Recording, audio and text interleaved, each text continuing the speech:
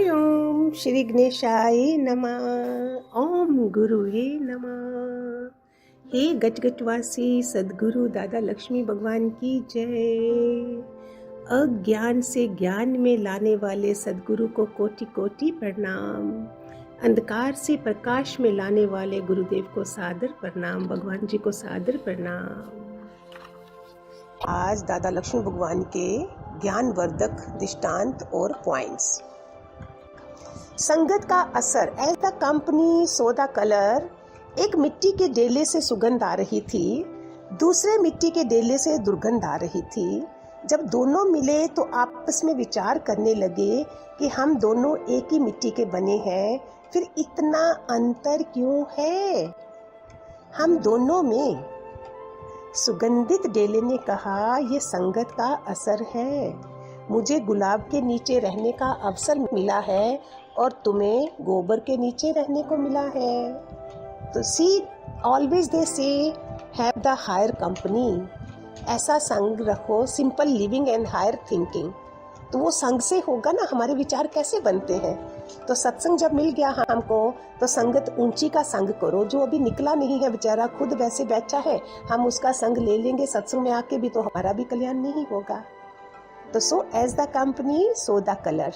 हमारे संग आसे पासे संगत कैसी है, उधर से हमारी पर्सनैलिटी का पता चलता है। सबसे शीतल क्या है। एक राजा ने वृद्ध होने पर तीनों पुत्रों से कहा, तुम लोग विचार करके बताओ कि किसे राजा बनाया जाए।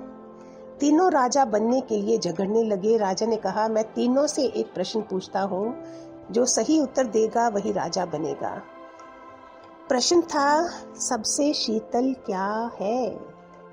बड़े पुत्र ने उत्साह से उत्तर दिया, सबसे शीतल चंदन है। इससे शरीर की जलन क्षण भर में दूर होती है। मंझले ने कहा, चंदन से शीतल चंद्रमा है।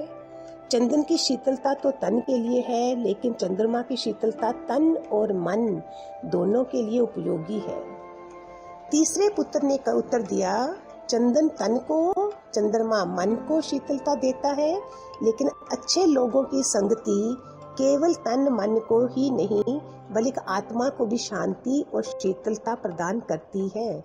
इसलिए सबसे अच्छी शीतलता अच्छे लोगों की संगति है। राजा ने तीसरे बेटे को राजा बना दिया।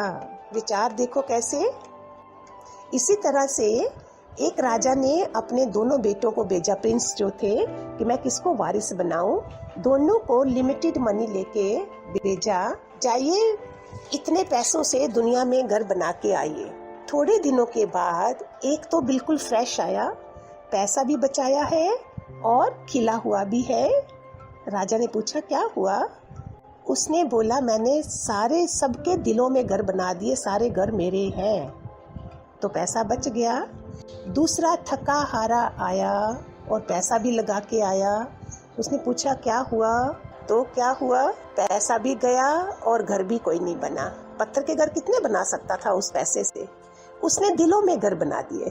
दे से ना, इससे saying, God won't ask how many houses you have built, he'll say, he'll ask how many people you made comfortable in your house.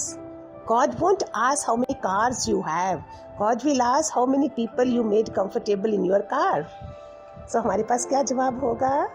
कितने प्यारी विवेक जगाने वाली दृष्टांत चीजें हमारे लिए बनाई है। ये सारे हमारे गुरु ने हमारी प्रज्ञा जगाई है। God bless to all. Hari Om.